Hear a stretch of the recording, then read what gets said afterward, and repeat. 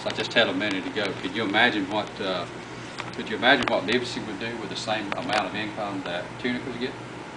Just the county of Tunica alone, the county gets $50 million a year, and they didn't even have a red light. And everybody's going there to spend their money, and our universities, our schools are struggling, and I'm just not willing to sit back and let that happen. And we have to address that. No doubt about it.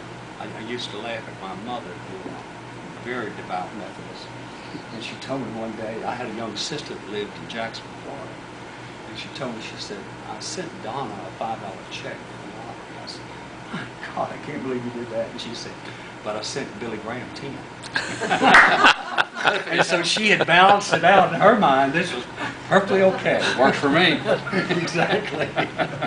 It works for me. Yeah.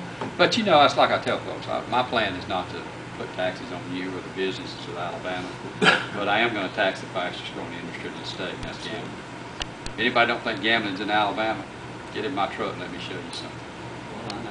When I go to Montgomery, that one at Whitehall, that new sign, you know, when you come up over the hill, it just explodes when you see it. I'll give you an example. That place is full of Little cars. bingo halls are popping up all over Jefferson County and Walker County.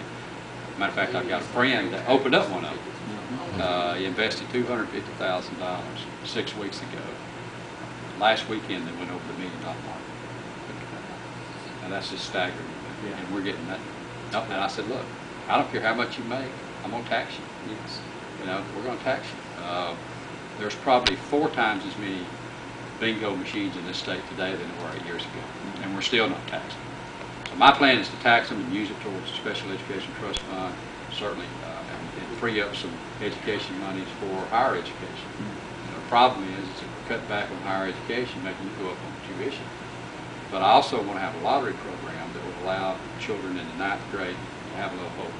That if they stay in school and they graduate, they can pick a college or university of their choice and go to college. And other states have done that very successfully. All around us. Absolutely. And you know, I mean, I can stand here and just read off statistics to you. We graduate 60% of our students in high school. Less than 16% of them go to college. Only 7% of our kids in Alabama go to pre-K. That's not a good start. That's not what me and you want. That's not what Alabama wants. But as governor, you can't sit there and give the people of Alabama lip service. You get lip service, you get the same old thing. You got to have courage. Just like when I was in the military. You didn't do the job that we needed to do if you didn't have courage. Well, I have that courage because I care about this stuff.